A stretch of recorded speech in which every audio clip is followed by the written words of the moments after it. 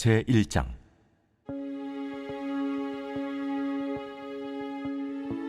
부두엘의 아들 요엘에게 임한 여호와의 말씀이라.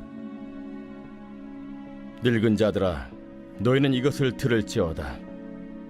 땅의 모든 주민들아, 너희는 귀를 기울일지어다.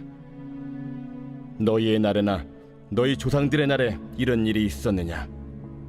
너희는 이 일을 너희 자녀에게 말하고, 너희 자녀는 자기 자녀에게 말하고, 그 자녀는 후세에 말할 것이니라.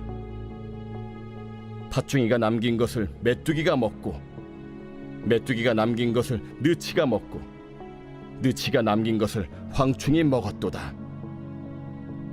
취하는 자들아, 너희는 깨어 울지어다. 포도주를 마시는 자들아, 너희는 울지어다. 이는 단 포도주가 너희 입에서 끊어졌음이니. 다른 한 민족이 내 땅에 올라왔으리로다. 그들은 강하고 수가 많으며 그 이빨은 사자의 이빨 같고 그 어금니는 암사자의 어금니 같도다.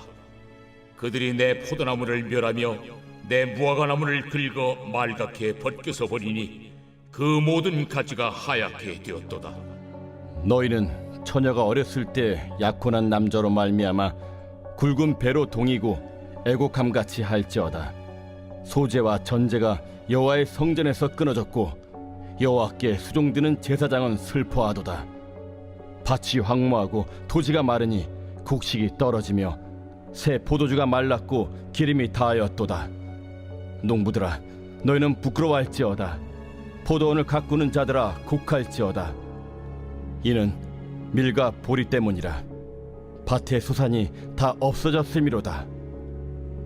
포도나무가 시들었고 무화과 나무가 말랐으며 석류나무와 대추나무와 사과나무와 밭의 모든 나무가 다 시들었으니 이러므로 사람의 즐거움이 말랐도다. 할렐루야.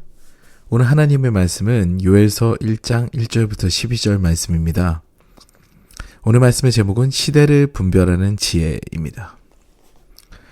어제로 사사기를 마무리하고 이제 오늘부터는 또 새로운 본문입니다. 이번에 본문은 요엘서이지요.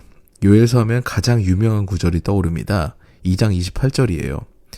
이 본문이 마침 이번 주 토요일 본문이라 새벽 기도에 나눌 수 없기에 여기서 먼저 한번 나누도록 하겠습니다. 그 후에 내가 내 영을 만민에게 부어주리니 너희 자녀들이 장래의 일을 말할 것이며 너희 늙은이는 꿈을 꾸며 너희 젊은이는 이상을 볼 것이며. 아멘. 마지막 날에라는 찬양의 가사죠.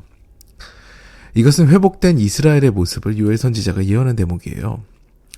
요엘서는 사실 기록 시기와 연대가 좀 불분명합니다. 많은 소스들이 있지 않아요. 근데 학자들은 남유다의 요아스 왕 때 정도로 추정을 합니다. 그 이유로는 왕보다는 제사장 중심의 서술 관점이 보이고요. 그렇기 때문에 대제사장 여호야다가 섭정을 했던 그런 요아스 왕의 시기일 거다 라는 그런 견해가 있고요. 요엘서 3장 2절에 보면 여호사밧 골짜기에 관한 이야기가 등장하는 것. 그럼 그 이유라는 얘기잖아요. 그리고 대적으로 바벨론과 아수르 등이 제외된 것을 봤을 때 그때는 요아스일 때일 것이다 라는 견해를 갖게 되는 거죠. 요엘서는 자연재해가 등장하고 이어서 이 재해는 이스라엘의 대적들이 이스라엘을 괴롭힐 것을 예표하는 것으로 나타납니다. 4절 말씀을 보면 이 자연재해도 일반적이지 않습니다. 아무것도 없어져요. 팥중이가 남긴 것을 메뚜기가 먹고 메뚜기가 남긴 것을 느치가 먹고 느치가 남긴 것을 황충이 먹었도다. 면밀하게 이야기하면 너희들 먹을 게 없을 정도로 다 없어진다 라는 그런 이야기입니다. 그런데 이 자연재해가 왜 일어났을까요? 고고학자들에 의하면요, 이 시기에 유다는 가장 번영한 사회를 가지고 있었다고 합니다. 그리고 번영한 사회의 거의 필수적인 요소인 삶의 타락도 함께 가지고 있었다고 하지요. 사치와 향락의 세대였다는 겁니다. 그런 그들에게 심판이 다가오고 있다는 것을 요엘서는 선포하고 있는 겁니다. 그 메시지 선포하고 있는 거예요. 그리고 그 심판은 갑자기 들이닥친 것이 아니라 자연재해로 먼저 표적으로 드러난다는 겁니다. 이른바 하나님의 경고지요. 혹시 운전하십니까? 우리가 운전하다가 과속 카메라를 발견하면 어떻게 됩니까? 속도를 줄이게 되죠. 발견 못하면 찍혀서 벌금을 받을 수도 있습니다. 하나님께서도 우리가 인생길을 걷다 정도를 벗어나게 되면 늘 사인을 주십니다. 과속 카메라와 표지판들을 설치해 놓으셨어요. 바로 그것이 하나님의 율법입니다. 그런데 그 율법을 주야로 묵상하는 자는 복이 있어서 그것들을 보고 피할 수 있지만 그렇지 못한 자들은 그 징벌을 받는다는 겁니다. 이 자연재해도 마찬가지입니다. 하나님의 시그널이지요. 듣도 보도 못한 그 재해를 당했을 때, 땅이 아파하는 소리를 들었을 때 우리의 삶을 돌아보라는 것입니다.